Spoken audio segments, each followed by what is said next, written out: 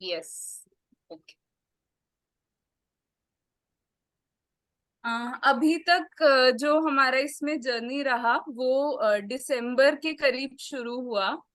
तो चार लोग हैं जो विद्या से काफी सालों से जुड़े हुए हैं, जिनका मन बना कि ऐसा कुछ काम होना चाहिए। मतलब मनोविज्ञान या साइकोलॉजी से रिलेटेड कुछ काम शुरू होना चाहिए, ये मन बना। इसमें जो स्क्रीन पे आप सबसे पहला फोटो देख रहे हैं, इसमें ये हिमांशु दुग्गर काका हैं। ये गांधी विद्या मंदिर करके एक संस्थान है, वो चलाते हैं राजस्थान में। और उसी के साथ एसोसिएटेड एक यूनिवर्सिटी, इसका नाम है IISc university, institute of advance studies in education. तो ये यूनिवर्सिटी के कुछ लोग आए थे मानव तीर्थ में, और इनका डिस्कशन हुआ था। हिमांशु चाचा का एक नरेश बलूनी चाचा है, वो दिल्ली से हैं। उनका भी काउंसलिंग का करीब 20 साल का एक्सपीरियंस रहा है। और फिर इसके अलावा एक उमेद नाहटा काका हैं जो मुंबई से हैं। और योगेश चाचा, ये चार लोगों का मेनली इन्होंने ये संकल्प लिया था कि हमें ऐसा काम शुरू करना है, और इसके लिए हमारा एक बड़ा विजन और 12 साल की कमिटमेंट के साथ इन्होंने ये पहल को शुरू किया। और इसका नीड क्या है और ये क्यों करना है और इसमें युवाओं को किस तरह से दिशा देनी है, इसके लिए ये बातें हुई। और इसी अर्थ में फिर मेरी दिसंबर के करीब योगेश चाचा से बात हुई, उन्होंने मेरे को इस पूरे काम के बारे में बताया।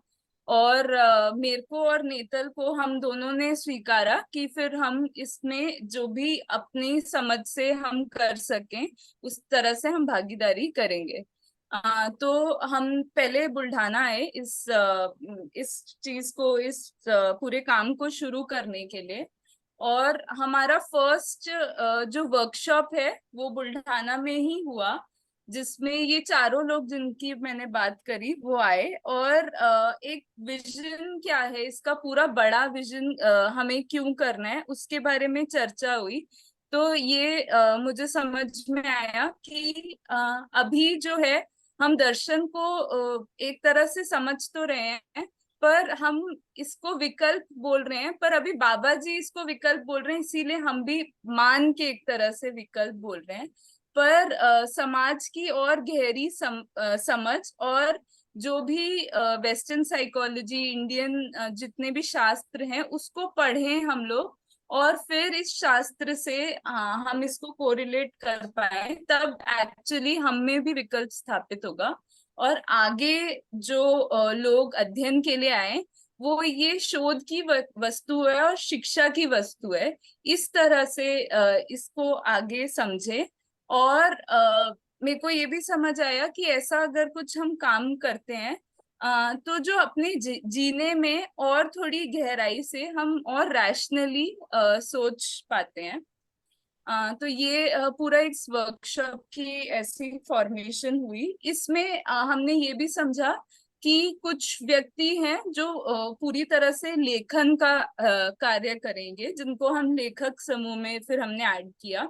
फिर इसी तरह से एक शोध समूह भी बना है, जिसमें दर्शन में जो बहुत पहले से जुड़े हुए प्रबोधक हैं, उन्हों वो लोग शोध समूह में हैं। और उनका समर्थन है इस कार्य के लिए, और हमें जो भी मदद चाहिए टाइम टाइम पर उनसे पर्सनली मिलके या कांटेक्ट करके हम वो वाली मदद लेते हैं। ऐसे अलग अलग दो तरह के समूह बने। और फिर सेकेंड वर्कशॉप जो है वो अप्रैल में हुआ, जिसमें हमारा ये टास्क था कि एक साइकोलॉजी का पूरे इंडिया में जितने भी करिकुलम है उसको हम पढ़ें। और हमें ये समझ आया कि जो ये हम जो अभी काम कर रहे हैं वो कोर्स डिजाइन करने का है साइकोलॉजी का, वो भी मास्टर्स के स्टूडेंट्स के लिए। तो जो भी हम अभी लिख रहे हैं, पढ़ रहे हैं, तो हमें ये देखना है कि वो मास्टर्स के स्टूडेंट्स के लिए कितना रेलेवेंट है, उस तरह से हम कोर्स को डिजाइन करें। और मास्टर्स के स्टूडेंट्स को इसीलिए हमने चुना बिकॉज एक गहराई आ जाती है मास्टर्स में जब तक जाते हैं स्टूडेंट्स, मतलब रिसर्च के तरफ भी, और एक गहरी समझ डेवलप करनी है उस रूप में। तो इसीलिए हमने ऐसा सोचा कि मास्टर्स के जितने भी इंडिया के करिकुलम है उसको पढ़ें। और हम पढ़ते हुए मुझे और नेतल को ये रियलाइज हुआ कि बहुत वास्ट है करिकुलम्स, और इतना ना व्यक्ति जो 2 साल के लिए मास्टर्स के लिए जा रहा है ना उसको उतना समझ आता है, ना वो बहुत ज्यादा अपने लाइफ से कनेक्ट कर पाएगा। बट ये भी समझ आया कि काफी जो कोर्सेज हैं मतलब अच्छे भी हैं, जीने से जुड़ते हैं और उससे काफी गहरी समझ बनती है। तो बहुत सारे कोर्सेज से हमने कंसाइज करके हमने कुछ कोर और इलेक्टिव कोर्सेज को चुन लिया जिसमें हमें लगा कि हम काम कर सकते हैं।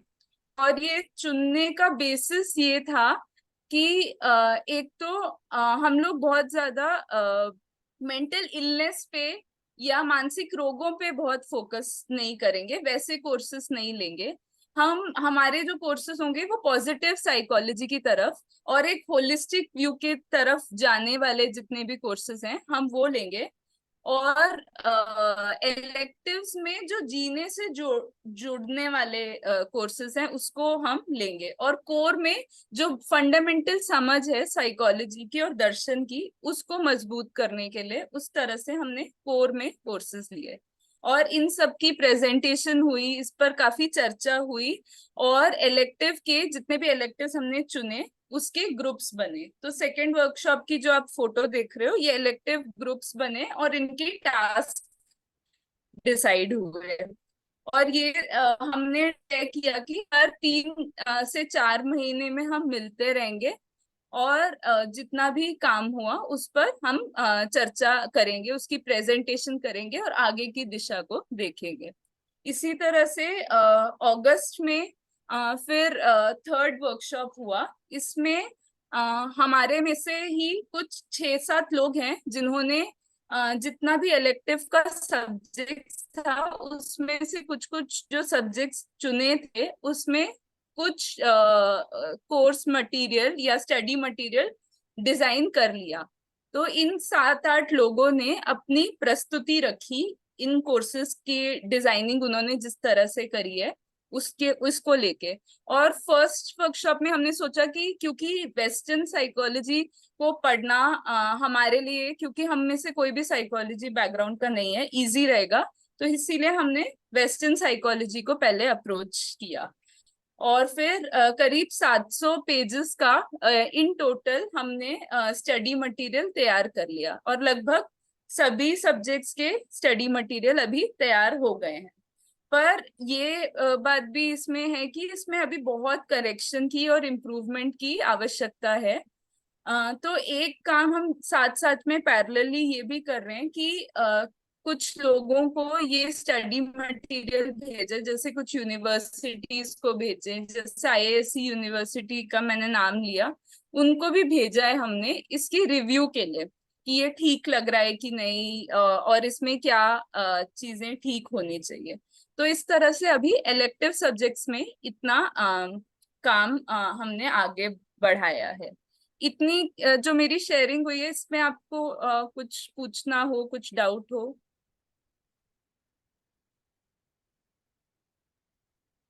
It's fairly clear, Aarti. It's clear, okay, Yeah. Right. तो अभी जो प्रोग्राम है इसका हमने नाम दिया program on developing study material for main stream psychology and introduction to मानव संचेतनावादी मनोविज्ञान। इसका हम मतलब ये हम इस उद्देश्य से कर रहे हैं, जो भी हम स्टडी मटेरियल तैयार करें उससे कोर्स भी जो तैयार करें उससे एक डीप स्टडी एंड रिसर्च का मानसिकता बने एक स्टूडेंट्स के लिए, उसकी क्यूरियोसिटी जनरेट हो। और साथ ही साथ जो पेरेंट्स, टीचर्स एंड जो भी समाज के बारे में सोचते हैं, ओवरऑल वेलबींग के बारे में सोचते हैं, उनके इनपुट्स हमें कंटिन्यूसली इसमें मिले, उनकी लाइफ के रिफ्लेक्शंस भी इस कोर्स में हो। और जो साइकोलॉजिकल चैलेंजेस आज की समाज में दिख रही है उसका ठीक से विश्लेषण कर पाए। तो ये हमने कुछ की मुद्दों को पॉइंट आउट किया है अपने स्टडी मटेरियल में। और हमें लगा कि हमें इसके बेसिस पर फिर आगे के काम करने हैं। ये काम इसीलिए भी एक बार योगेश चाचा से बात हो रही थी तो आप जास्त झाले ना सबसे रिक्वेस्ट तो है कि पुढे अपनी 50 रुपये द्या म्हणे.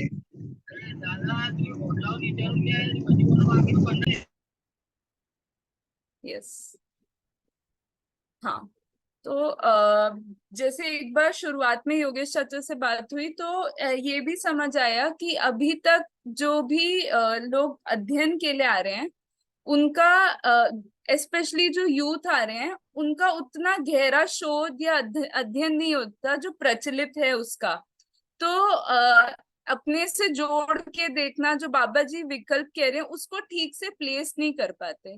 तो अगर कॉलेज में ही अगर इस तरह का एक कोर्स हो जिसमें थोड़ी गहरी एक स्वीकृतियां हो जाएं और गहरी समझ बिल्ड हो जाए, तो ऐसा व्यक्ति लेटर ऑन अध्ययन के लिए आएगा तो वो एक अच्छी समझ के साथ आएगा और रिसर्च की तरफ उसका आगे बढ़ना हो पाएगा। तो हमने इसीलिए सोचा कि ये शास्त्र से दर्शन तक जाने का इस तरह का एक अध्ययन का प्रक्रिया के रूप में भी आप इसको देख सकते हैं। फिर इसमें हम जो अभी के लिए ईस्टर्न एंड वेस्टर्न साइकोलॉजी जिसको हम कह रहे हैं, उसमें हम मतलब हमारा ये अप्रोच उसमें रहेगा कि ईस्टर्न और वेस्टर्न साइकोलॉजी की अकम्पलिशमेंट्स क्या क्या उसमें पहचाना गया है। जैसे वेस्टर्न साइकोलॉजी में ब्रेन, ह्यूमन बिहेवियर, इमोशंस जैसे बहुत सारी चीजों को पहचाना गया है, इसको ठीक से समझना वो जरूरी है। क्या होता है कि हम जैसे ही दर्शन को पढ़ने लगते हैं हम रिजेक्शन मोड आ जाते हैं कि ये सब को साइड में रखो और सिर्फ दर्शन को पढ़ो। तो ऐसा समझ आया कि इन्होंने जितना अकम्प्लिश कर लिया है और साइंटिफिकली उसको तात्विक स्वरूप दिया है उसको समझना और उसके साथ साथ उसकी लिमिटेशंस को समझना, ये हमारा क्रम रहेगा। क्योंकि अभी हम शिक्षा में जाने की बात कर रहे हैं तो बिना ये सारी चीजों को ठीक से समझे बिना हम अप्रोच नहीं कर पाएंगे यूनिवर्सिटीज में। तो ये समझ आया। और इसी तरह से इंडियन साइकोलॉजी में भी हमारी जो लास्ट वर्कशॉप हुई, इंडियन साइकोलॉजी के कुछ की एरियाज हैं जिसको हमने आइडेंटिफाई किया। जब भी इंडियन साइकोलॉजी की बात करेंगे हम, तो उन की एरियाज में ही हम ज्यादा अपनी रिसर्च को रखेंगे और बहुत उसका फैलाव हो सकता है। इसीलिए हम इंडियन साइकोलॉजी के कुछ जो पढ़ाते हैं उसको एक्चुअली यूनिवर्सिटीज में, उनसे अप्रोच कर रहे हैं कि वो हमें इसमें कैसे अप्रोच करना है उसको दिशा दें। हाँ, तो हमारा जो ओवरऑल इसका हम विजन ये सोच रहे हैं कि हमें चेंज एंड ट्रांसफॉर्मेशन के लिए एक व्यक्ति में को अपने में कैसे रिफ्लेक्ट करना है वो समझे। और बहुत ज्यादा उसमें हम इंफॉर्मेशन ना भर दे, बट जो स्टूडेंट हो वो सेल्फ रिफ्लेक्टिव तरीके से और कुछ प्रैक्टिसेस के थ्रू साइकोलॉजी और मानव संचेतनावादी मनोविज्ञान को समझे। और इसका हमने ये जो कोर्स डिजाइन किया है, दो इसमें ईस्टर्न और वेस्टर्न साइकोलॉजी है, पर इसके कोर में दर्शन के कुछ इनपुट्स रहेंगे और इसकी जो प्रैक्टिसेस रहेंगे, दिनचर्या रहेगी, वो भी उसी तरह से रहेगी जैसे मानव तीर्थ में या किसी अध्ययन केंद्र में जिस तरह से होती है, ताकि उनको एक परिवार में जीना और संबंध पूर्वक जीना, उनके प्रैक्टिसेस भी उनको उनको ध्यान में जाए। और इसका जो ओवरऑल एम है उसमें ये योगेश चाचा ने अपने प्रस्तुति में लास्ट टाइम रखा था, तो ध्यान गया कि हम जो भी काम कर रहे हैं वो एक उदारता पूर्वक करेंगे, मतलब वॉलेंटियर तरीके से ही हम लोग इसमें साथ में बढ़ना चाह रहे हैं। और ये इस इंटेंशन से हम कर रहे हैं कि हमें लगता है कि एनवायरमेंटल इश्यूज सोसाइटी में बहुत बढ़ रहे हैं और मानव भी बहुत अपराधग्रस्त हो रहा है। तो इस कारण से हमने ये काम को शुरू किया है और हमारी यही चाहना है कि इसके लिए इसके साथ जीना भी कैसे, जो भी धरती में अभी इश्यूज आ रहे हैं, और उसके लिए अपने आप की अडेप्टेबिलिटी को भी कैसे बढ़ाना और कॉन्शियस कैसे होना है अपनी प्रैक्टिसेस को लेके। तो ये एक टाइमलाइन है, जैसे मैंने पहले भी शेयर किया कि जनवरी टू अप्रैल हमने कोर्स स्ट्रक्चर को डिजाइन करने में समय लगाया। फिर मई टू अगस्त हमने वेस्टर्न साइकोलॉजी की पर्सपेक्टिव को डेवलप किया। फिर इंडियन साइकोलॉजी का अभी हम शुरू करेंगे सितंबर से दिसंबर। हमारा पूरे काम का अप्रोच इस तरह से रहा कि पहले मैं और नेतल एक कुछ डॉक्यूमेंट बेसिक बना लें और उसकी इम्प्रूवमेंट में ग्रुप्स फिर आगे काम करें और एक्सपर्ट्स की मदद से वो इम्प्रूव हो। फिर जनवरी से मार्च इसमें मेनली दर्शन को एक विकल्प के रूप में कैसे प्रस्तुत करना है उसको हम और गहराई से सोचेंगे। और फिर March two July next year हम इसका पूरा फुल कंपाइलेशन तैयार करेंगे। ये फर्स्ट ड्राफ्ट होगा और इसको हम बार बार रिव्यू करके करीब 10-12 सालों में इसको और अच्छे से फुल डेवलप तब तक करेंगे। इसमें जो रोल्स हैं हमने 3 तरह से सोचे, content writer, expert and observer. और ये कुछ आइडियल कैंडिडेट हर इसमें हमने सोचा कि कंटेंट राइटर वो व्यक्ति जो थोड़ा दर्शन को जानता हो, परिचय शिविर किया हुआ हो और उसका एक इंटेंट सेल्फ ग्रोथ के लिए और रिसर्च के लिए हो पहले से।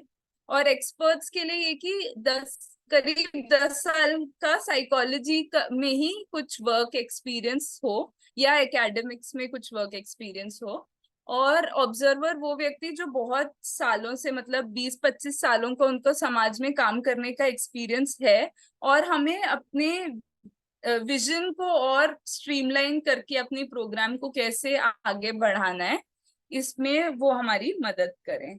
और इसी के साथ साथ सबके ऐसे टास्क भी लिखें, जैसे कंटेंट राइटर जो है, जो ग्रुप है उसी में कोई एक व्यक्ति लिखेगा, कोई एक व्यक्ति ट्रांसलेट करेगा, कोई एक व्यक्ति लाइफ स्केचेस लिखेगा।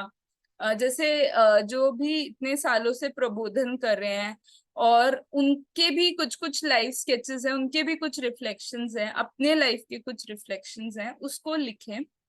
और ऐसे ही जो एक्सपर्ट हैं वो हमारे को इसका इवैल्यूएशन में हेल्प करेंगे कि हम जो भी तैयार किए हैं उनके सामने प्रस्तुत करेंगे और वो हमें बताएं कि इसका लैंग्वेज ठीक है कि नहीं, क्या कुछ गैप लग रहा है इसमें और रेलेवेंट है कि नहीं, जो क्रम है वो सब के लिए। ऐसे ही ऑब्जर्वर जो है इसका प्रैक्टिकल एप्लीकेशन और विजन, जैसे मैंने बताया कि इसका विजन ठीक डायरेक्शन में जा रहा है कि नहीं, ये स्टूडेंट्स के लिए उतना रेलेवेंट है कि नहीं, उस दिशा में हमें हेल्प करेंगे। तो अभी का जो जितना कोर्स डिजाइन हुआ है उसका ये स्वरूप है। इसके मेन हेड्स में कोर कोर्सेज हैं, मध्य दर्शन के ऊपर बेस्ड कुछ कोर कोर्सेज हैं और कुछ इलेक्टिव कोर्सेज हैं। और इसमें ये ध्यान रखने की जरूरत है कि हम जो भी मध्यस्थ दर्शन के ऊपर तैयार करने वाले हैं वो हमारी अपनी अंडरस्टैंडिंग होगा, वो शास्त्र को रिप्लेस नहीं करेगा, शास्त्र अपनी जगह रहेगा। बट एक स्टूडेंट शास्त्र को समझने के लिए उसकी जो पूर्व तैयारी होती है उसके लिए हमारा जो बुक होगा वो हेल्प करेगा, हमारा जो स्टडी मटेरियल उस रूप में उसके लिए पूरक होगा, ये सोचा। तो कोर में जो कोर्सेज हैं शुरुआत से एक हिस्ट्री ऑफ साइकोलॉजी, फिर human cognition, research, interpersonal relation and family psychology और environment, culture and social psychology. और इन सब का ईस्टर्न एंड वेस्टर्न पर्सपेक्टिव में जो भी आउटलुक आया है वो कोर में हम समझेंगे। अभी तक इसमें से interpersonal relation and environment, culture and social psychology का कुछ कोर्स मटेरियल बेसिक तैयार हो गया है वेस्टर्न पर्सपेक्टिव से। अभी इसी का इंडियन पर्सपेक्टिव हम तैयार कर रहे हैं, और जो स्टार्टिंग के 3 हैं अभी इस पर हमने काम शुरू नहीं किया है। फिर मध्यस्थ दर्शन के ऊपर जो बेस्ड है वो 2 कोर्सेज हैं, इंट्रोडक्शन टू मानव संचेतनावादी मनोविज्ञान एंड प्रैक्टिसेस ऑफ मानव संचेतनावादी मनोविज्ञान। इसको हमें अभी तैयार करना है पूरी तरह से। इसी के लिए हम मनोविज्ञान की थोड़े गहन अध्ययन का सब इंडिविजुअली प्रयास कर रहे हैं। और फिर इलेक्टिव में इस डॉक्यूमेंट को मैं लेटर ऑन आपको भेज दूंगी, मैं थोड़ा बस गो थ्रू कर लेती हूँ इलेक्टिव से। तो फर्स्ट है socio emotional development, understanding self and personality, organisational psychology, counselling psychology, child psychology, health, wellbeing and peace, and tools for diagnosis of psychological disorder and referral treatment. ये जो elective courses हैं, unlike core जिसमें सिर्फ eastern and western perspective है, electives में हम मानव संचेतनावादी मनोविज्ञान का भी पर्सपेक्टिव हर कोर्स में डेवलप करेंगे। एक यूनिट सेपरेटली इसके लिए हम डेडिकेट करेंगे, ऐसा सोचा है। फिर ये जो कोर्स है इसमें हमने साधन चाचा से बात करके समझ आया, और खुद के प्रैक्टिकल एक्सपीरियंसेस से भी हमें समझ आया कि कोई व्यक्ति मानव तीर्थ जैसे संस्थान में या जो भी अध्ययन केंद्र है वहां रहता है, तो उससे भी काफी सारा वहां पे रहने से ही काफी उपलब्धियां या अपने में चेंज नजर आता है। वो किस रूप में? तो एक रूटीन सेल्फ डिसिप्लिन के रूप में, एक सेवा की प्रवृत्ति, अपने बिहेवियर में को रिफ्लेक्ट करना, फिर एक ओबीडियंस, बड़ों के व्यवहार से कुछ कुछ चीजों को ग्रहण करना, अपने से जो छोटे हैं उनके लिए पूरक हो पाना, फिर परिवार में जीने के लिए हर आयाम को जी के देख लेना, उसकी स्वीकृति बनना। तो ऐसे माइंडसेट के लिए हमने कुछ प्रैक्टिकल्स भी सोचे हैं। ये ऑन अ डेली बेसिस जो भी कोर्स में स्टूडेंट्स एनरोल होंगे उनको तो, उनके लिए तो है ही, उनके डेली बेसिस के लिए तो है ही, पर ऐसे जगहों का भी एक्सपोजर उनको रेगुलरली मिले, और वो इसको और गहराई से इसका साइकोलॉजिकल इम्पैक्ट जो है उसको ठीक से समझ पाए। अभी जो हमारा अभी तक का अप्रोच रहा है वो इसी तरह से रहा है। फर्स्ट, वेस्टर्न, ऐसा समझ आए कि वेस्टर्न साइकोलॉजी ने जो साइकोलॉजिकल चैलेंजेस होते हैं, प्रॉब्लम्स को आइडेंटिफाई करना है और कुछ रिलीफ ट्रीटमेंट होते हैं, उसको ठीक से पहचाना है। तो ये हम लोग भी पहचाने, और मध्यस्थ दर्शन को एज एन ऑल्टरनेटिव ठीक से हम प्रस्तुत कर पाए। मध्यस्थ दर्शन ने हमें विकल्प के रूप में जो आंसर्स दिए हैं उसको हम समझ पाए, और फिर एक लॉन्ग टर्म कमिटमेंट हमारी खुद की, सारे पार्टिसिपेंट्स की रहे अपने ग्रोथ के लिए और मीनिंगफुली सोसाइटी में कंट्रीब्यूट करने के लिए, और एक रिसर्च एक्यूमेन हम सबका डेवलप हो। क्योंकि बाबा जी ने भी जैसा सब बताते हैं बोला कि ये शोध और जीने की, मतलब जो जीने की वस्तु है, शिक्षा की वस्तु है, शोध की वस्तु है, इन तीनों आयामों को हम, इससे मतलब हमारा ग्रोथ हो, इसलिए हम ये कर रहे हैं। इसमें जिस तरह से अभी जो ऑनलाइन सेशंस होते हैं उसमें एक पार्ट है सेशन का कि डिफरेंट एक्सपर्ट्स जो चाहे दर्शन से जुड़े हो चाहे ना जुड़े हो, पर उनकी जो समझ है, चाहे जैसे कुछ योगा के एक्सपर्ट्स हैं, कुछ फूड और एनवायरनमेंट से रिलेटेड एक्सपर्ट्स हैं, कुछ काउंसलिंग के एक्सपर्ट्स हैं, इनसे हम इन चीजों का साइकोलॉजिकल इम्पैक्ट को समझें। और फिर लेटर ऑन, थोड़ा 2-3 हफ्ते के बाद, जो ग्रुप्स हमारे बने इलेक्टिव के, उनके प्रेजेंटेशन होंगे लगभग ट्वाइस अ वीक। और इसमें मानव संचेतनावादी मनोविज्ञान को 2 हम दिसंबर के बाद इस पर स्टडी मटेरियल तैयार करेंगे, बट अभी से हमारी थोड़ी पढ़ने की तैयारी हो जाए, उसको उसमें पढ़ के व्यक्त होने की तैयारी हो और उसमें भी चर्चा शुरू हो, इसीलिए वंस अ वीक इसकी भी एक रहेगी ग्रुप्स। ग्रुप सी देंगे इसको भी। और जो लास्ट में जो जीडी है, उसका मेन एजेंडा जो ग्रुप डिस्कशन का ये है कि अभी जितने कोर्स स्ट्रक्चर डिजाइन हो गए हैं उसको चर्चा करके उसको फाइनल स्वरूप देना।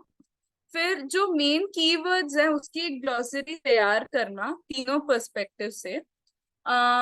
वेस्टर्न और ईस्टर्न पर्सपेक्टिव का स्ट्रक्चर को तैयार करना, और उसमें ही मानव संचेतनावादी मनोविज्ञान को ऐसा कंपैरेटिव रख पाना, वो लेटर ऑन रहेगा। फिर जो भी हमने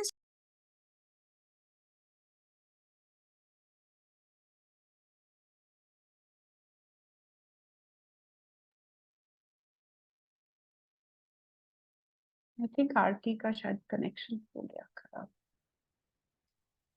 Let's wait, she'll log Yeah, in. she's back. She's back. I am back, yes. मेरी आवाज आ रही है अभी? आ रही है। ओके, मैं नेक्स्ट स्लाइड में थी। यस। एंड मतलब सारे जो एक्सपर्ट्स हैं और ऑब्जर्वर्स। आरती आरती प्रेजेंटेशन का स्लाइड दोबारा से वो अच्छा, ओके, राइट।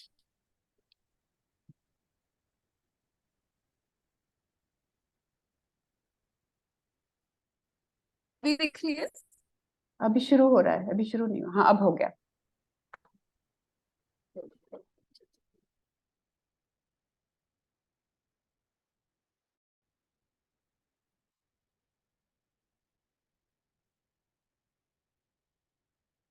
एक, ओके, ठीक है, यस, फुल स्क्रीन में हो रहा है। तो लास्ट मतलब ग्रुप का ऐसा क्रम रहेगा कि अपने बीच में 2-3 मीटिंग्स के बाद वो एक्सपर्ट और ऑब्जर्वर्स के साथ पहले अपने पूरे जितना भी काम किया उसको रखें, एंड फिर फाइनल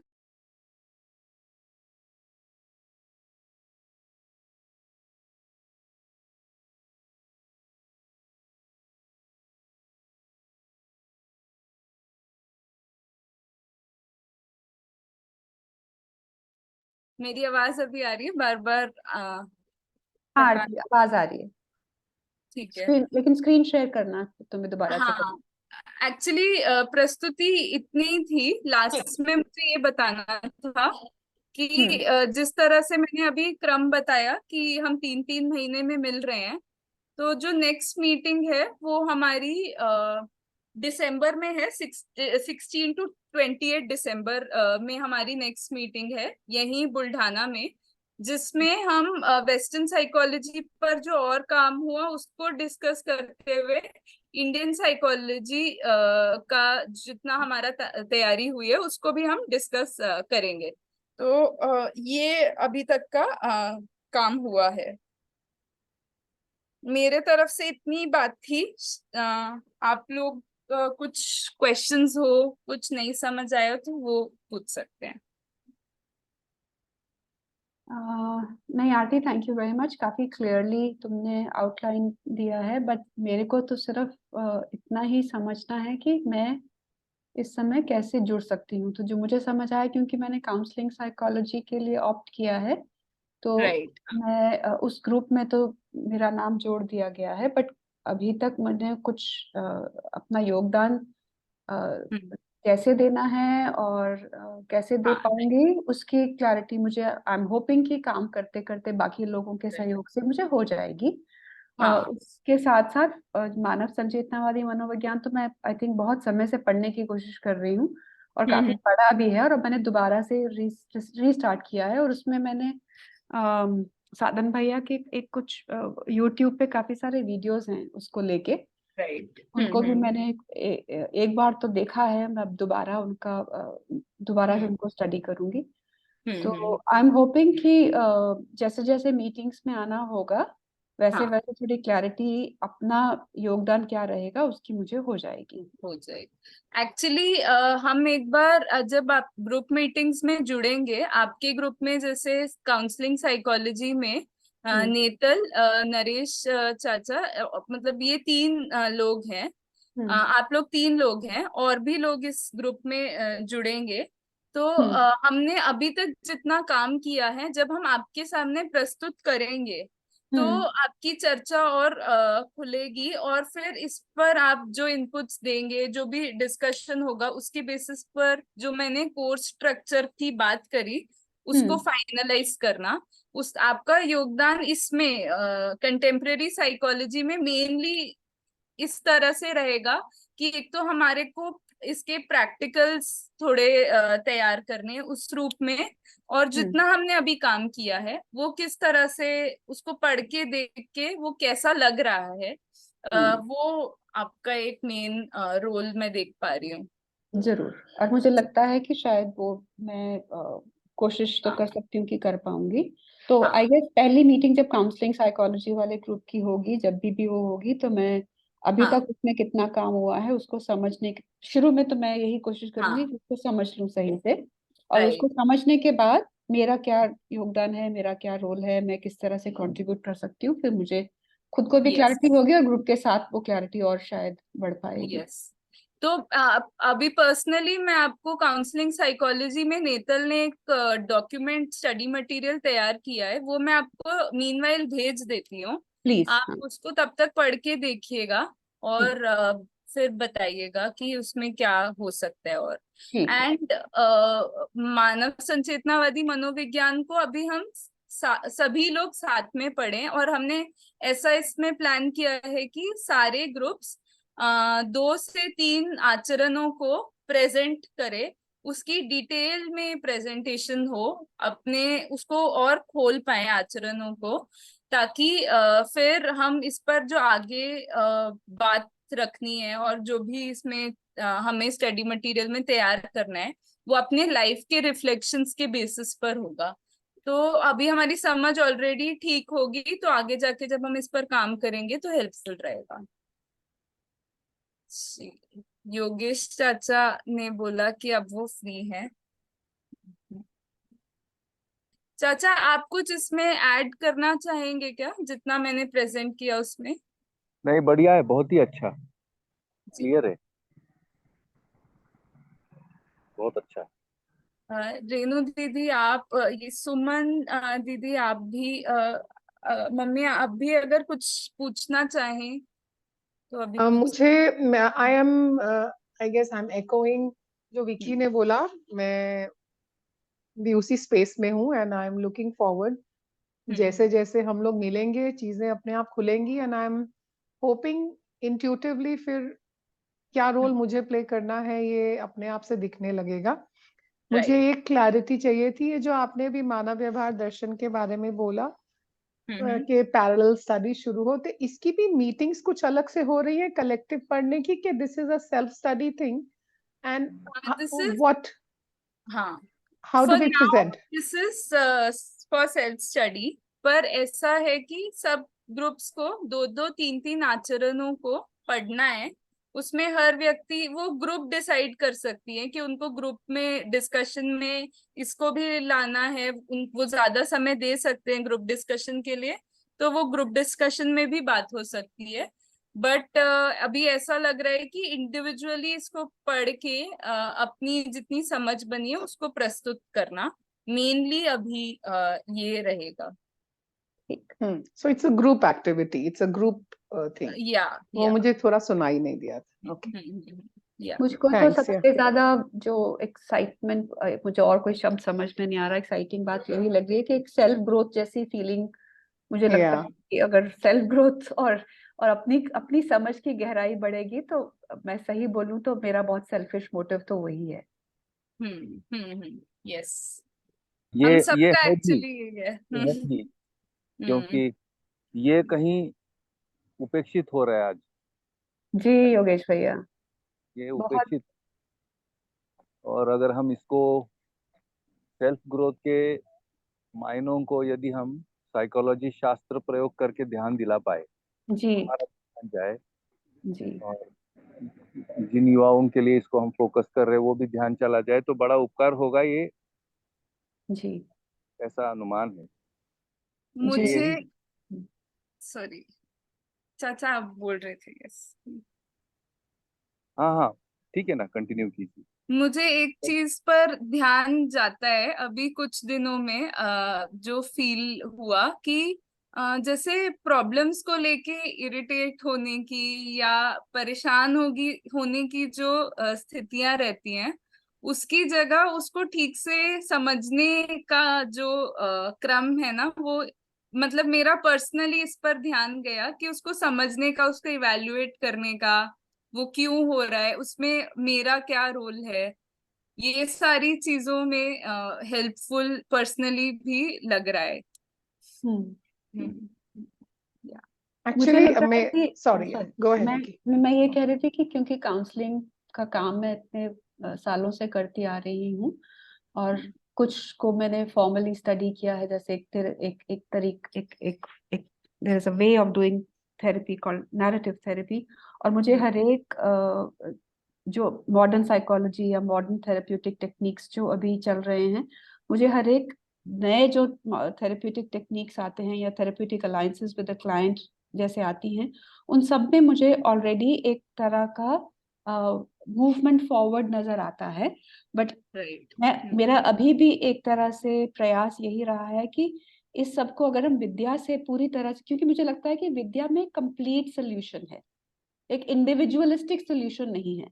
कई बार यस। थेरेपी में एक बार इंडिविजुअलाइज्ड आंसर्स आते हैं कि हम सेल्फ पे काम कर ले तो सब ठीक हो जाएगा। तो मुझे लगता, तो मेरे लिए सबसे ज्यादा एक एक्साइटिंग बात ये रहेगी कि जो भी मैंने अभी तक एक्सपीरियंस किया है या जो भी मैंने पढ़ा है, समझा है, लोगों के साथ काम करके जो एक समझ बनी है या विद्या के थ्रू एक समझ बनी है, तो उसको एक तरह से एक संपूर्ण धरातल जैसा कुछ मिल पाएगा।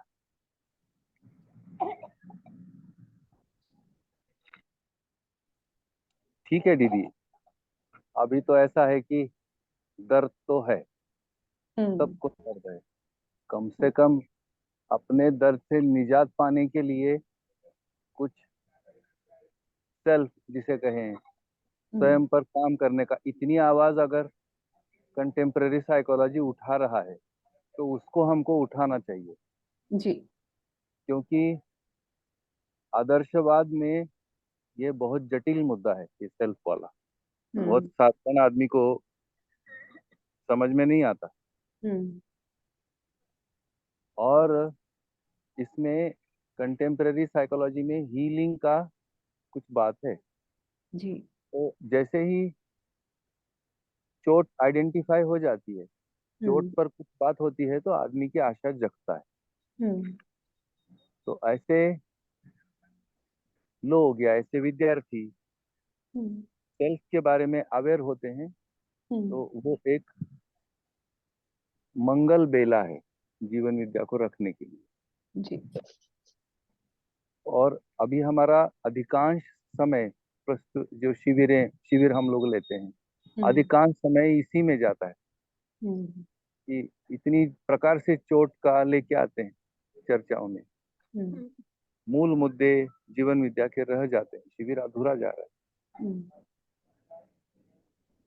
तो ये एक काम हो जाए बाय एजुकेशन, हम्म तो जीवन विद्या के जो कंप्लीट सॉल्यूशंस है हम्म की ओर ओरिएंटेशन हो सकेगा। हम्म तो जितने थ्रेड्स अभी आदर्शवाद में हमें कैरेक्टर का थ्रेड मिलता है, जी। तो कैरेक्टर कोई चीज है,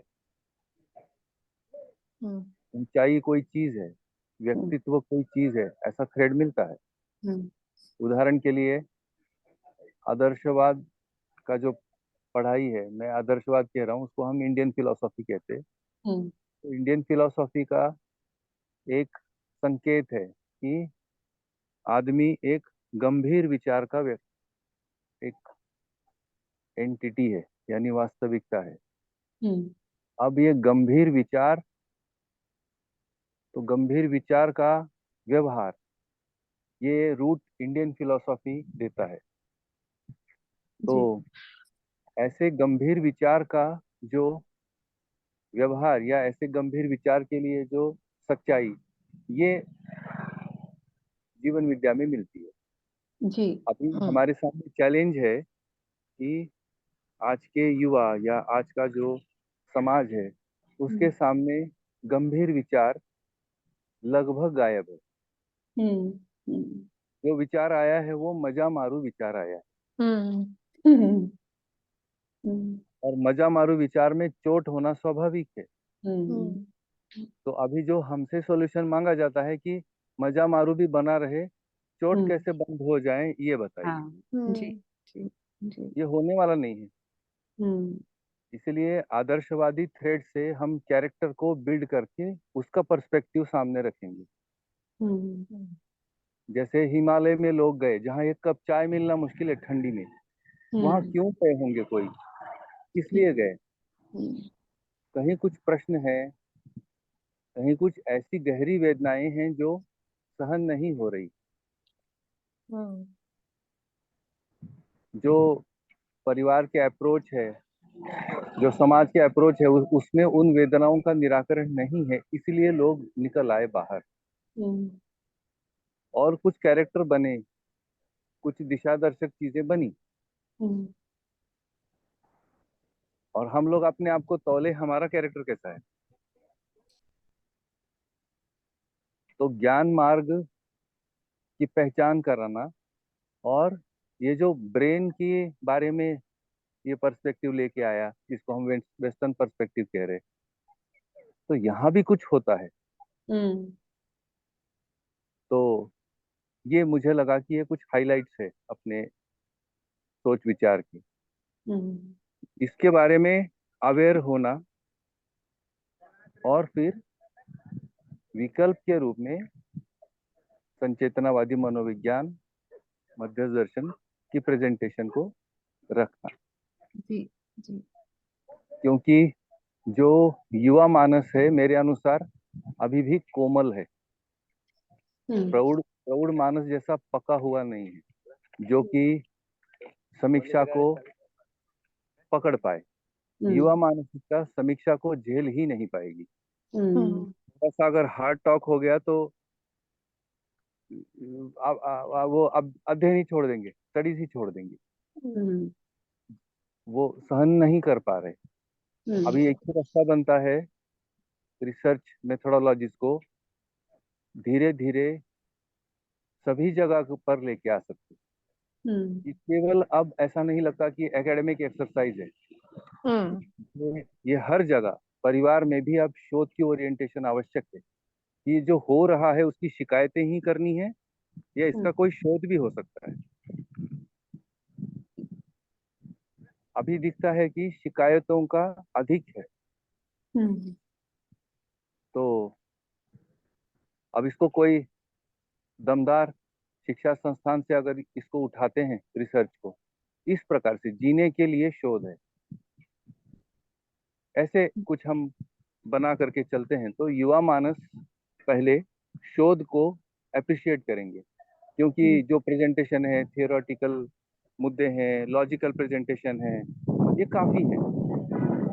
तो अगर हम ये सब प्रस्तुत करते हैं, उसमें हम सफल होते हैं, तो रिसर्च ओरिएंटेशन से हमको लग रहा है जीवन विद्या अधिक एक्सेप्टेबल रहेगा, संचेतनावादी मनोविज्ञान अधिक एक्सेप्टेबल रहेगा, ऐसा एक अनुमान लग रहा है ये सब प्रोसेस से। तो इसलिए लग रहा है कि हमारे जैसे, जिसको हम उम्र में सीनियर कहेंगे, ऐसे मैच्योर पर्सनैलिटीज की काफी काफी योगदान है ये सब में, ऐसा समझ में आ रहा है। तो बहुत अच्छा लगा, आप सब लोग इसमें उत्साह से जुटे हैं, सीरियस हैं। तो कोशिश करते हैं, ऐसा विचार है, ऐसा ठीक है सोचना। बिल्कुल बिल्कुल बिल्कुल भैया, in fact just the right time. मैं भी ऐसा देखती हूँ, मैं 2 साइकोलॉजी फील्ड में काम नहीं करती डायरेक्टली, लेकिन लोगों से मिलना, बच्चों से मिलना होता ही रहता है। और जो बच्चों पर हो रहा है वो दिखता है कि कहाँ क्यों हो रहा है, क्योंकि जो उनके माता पिता है उनको डायरेक्शन नहीं है। और ये बहुत लंबी सोच है, मुझे ऐसा लग रहा है। अगर 10-12 साल का प्रोग्राम है, उससे कम में चलेगा भी नहीं। और अगर हम प्रैक्टिकल डायमेंशन लेके आएंगे, जहाँ पर सिर्फ कंटेंट ही नहीं, कंटेंट के साथ में एक एटीट्यूड की भी जरूरत है, जिसमें अवेयरनेस, जिसमें सेल्फ रिफ्लेक्शन, जिसमें अम, किस चीज पर ध्यान दे के ये हमको ये इट्स एन इंडिकेशन के हम लोग कहाँ पर स्लिप हो रहे हैं, वेस्टर्न में, ईस्टर्न में। सो ऑल दोज थिंग्स अगर मिला करके ये परोस दी जाए यूथ को, आई थिंक ये बहुत बड़ा काम है। और उसके साथ साथ हम लोग का रिफ्लेक्शन थोड़े एक ऑर्गेनाइज वे में, अपने पर तो हम सब काम करते ही हैं, लेकिन इतने बड़े होलिस्टिक को साथ लेकर करते हुए चलेंगे तो अपने अंदर भी बहुत ज्यादा क्लैरिटी होगी। मैं अगर अपने को देखूं तो या तो सिर्फ विद्या पढ़ी या फिर दूसरे के थोड़े थोड़े पढ़ लिए, लेकिन ये comparative and then assimilation of all three, I think it's beautiful. सही बात है। जो कंटेम्पररी साइकोलॉजी मैं अप्रिशिएट करता हूँ, उसका एक कारण है कि कम से कम ये चोट को रिकॉग्नाइज करता है, हाँ घायल हुआ है। बिल्कुल। और जो उसी समय आदर्शवादी जो व्यवहार है वो चोट की उपेक्षा करने को बोलता है। यानी अब पीते नहीं बन रहा है और चोट है कि वो बढ़ती जा रही है, मतलब ऐसा स्थिति हो गया, तो ये चोट एप्रिसिएशन थोड़ा कनेक्ट होता है। हाँ, लेकिन जो ट्रेडिशनल है उसमें ये जो पेशेंस की और ये झेलने वाली जो ताकतें हैं वो बढ़ती हैं। वो इनका भी सेंटरिंग कहाँ होना है ये बाकी है। भी दोनों पर एक तरह से एक्सट्रीम में जाती हैं। उनका वांग्मय नहीं है ना वैसा, उनका वांग्मय एकदम आत्मा से आता है। तो ये जो छोटी मोटी परिवार में होती हैं उसको रिकॉग्नाइज ही नहीं करता है। तो वो तो जो उसमें कैरेक्टर है, और अनफॉर्चुनेटली अपना जो इंडियन साइकोलॉजी में या भारतीय मानस शास्त्र में जो काम है वो काम ठीक से आया भी नहीं, एकदम ऐसे हाई लेवल से आता है। तो हाँ, वो ये वही कहने जा रही थी कि अगर हम इंडियन उसमें जाएं तो कई बार लगता है कि ये तो किसी विरले के लिए पॉसिबल है, मेरे लिए पॉसिबल नहीं है। वो हाँ भगवान के लिए हाँ पॉसिबल है, हाँ हाँ। भगवान राम, तो जब हम भगवान उसके उस के पे आ जाते हैं तो हमें लगता है कि ये सबके लिए मेरे मतलब का नहीं है, ये कुछ कोई कुछ गिने चुने कुछ खास लोग हैं जिनके लिए ये पॉसिबल है। और अगर हम वेस्टर्न साइकोलॉजी की तरफ जाते हैं तो वहाँ पे अगर मैं ट्रेंड देखूं तो आई थिंक सबसे शुरू में एक सर्वाइवल की जरूरत है, सर्वाइवल के बाद कुछ हीलिंग की जरूरत है। हाँ तो सर्वाइवल और हीलिंग का जो पार्ट है वो कई बार हो पाता है वेस्टर्न साइकोलॉजी के थ्रू, जैसा आप कह रहे हैं। लेकिन जो थ्राइविंग वाला पार्ट है या सस्टेनेबल वाला पार्ट है, या जिसको विद्या में परंपरा बोलते हैं कि परंपरा बनी कि नहीं बनी इसकी, तो वो मुझे लगता है कि वो विद्या का ही एक जो पर्सपेक्टिव है वो शायद दे पाएगा। इसलिए तो तीनों पर्सपेक्टिव पर आने की बात है। बिल्कुल बिल्कुल बिल्कुल। आदर्शवाद में एकदम हाई लेवल बात है, परंतु हाँ हम बिल्कुल। लोग जब से आदर्शवाद को अगर हम कैरेक्टर में ले जाएं, चरित्रों हम्म को पहचान पाएं हम्म आदर्शवाद में, हम्म और केवल फिलोसॉफिकल क्वेस्ट नहीं, बल्कि हम्म स्वतंत्रता पूर्व, स्वतंत्रता के बाद, इवन टुडे, हम्म आज ऐसे कौन से कैरेक्टर है जो सोशल कंट्रीब्यूशन में वैसा ही काम कर रहे हैं। हम्म कुछ ऐसी पर्सनैलिटीज सामने लाने की आवश्यकता लगती है। ये बिल्कुल। तो इंडियन पर्सपेक्टिव में काम करना ये बहुत ही एक प्रकार से मल्टी डायमेंशनल काम है, बहुत क्योंकि हम समुंदर है, समुंदर गहरा। समुंदर है। और हाँ। अनफॉर्चुनेटली हमारे युवाओं के सामने वो समुंदर का विजन नहीं है। भौतिकवादी विचार ने जो विजन दिया वो अत्यंत संकीर्ण, आत्मघातकी है। हम्म जैसे अभी डिजास्टर्स कहूंगा उसको। धरती हम्म। बीमार हो रही है लेकिन हमारा खुदाई बंद नहीं हुआ। अब नहीं, खत्म नहीं हो रहा।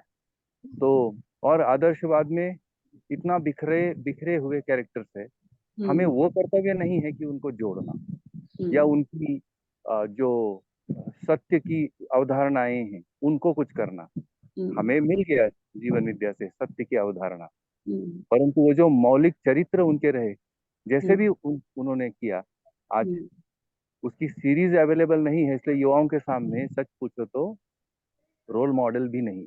नहीं जी बहुत डिफिकल्ट है एजुकेशन प्लेस करना। यस देयर इज तो ये सारे अवशेष जमा करके वो भग्नावशेष हमारे में भी कहीं झलकते हैं, तो थोड़ा बहुत हमको भी कुछ कुछ स्वीकारने लगेंगे लोग। तो और सामने फिर विकल्प, तो जो कंप्लीट पर्सपेक्टिव के रूप में यदि हम जीवन विद्या को रखते हैं तो थोड़ी थोड़ी पोजीशनिंग का प्रयास है विकल्प को, ऐसा एक बढ़िया अभ्यास। बढ़िया देखिए कितना अपन कर पाते हैं। बढ़िया। बहुत आपने बढ़िया। आपने मुझे वो शब्द दे दिया जो मैं ढूंढ रही थी कि एक बहुत उत्साहित फील कर रही हूँ कि कुछ सार्थक हो पाएगा, और कुछ हो या ना हो और ऐसा कोई प्रेशर भी नहीं है कि हाँ अभी करना है और 10-12 अच्छा खुला समय लेके आप लोग ये काम करने की सोचे। उतना समय शायद चाहिए भी, शायद उससे ज्यादा ही चाहिए हो।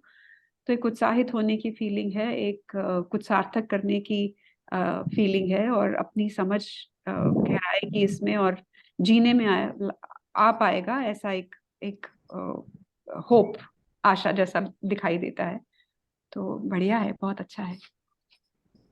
And Aarti, that was a fantastic presentation. So organized, so structured, beautiful.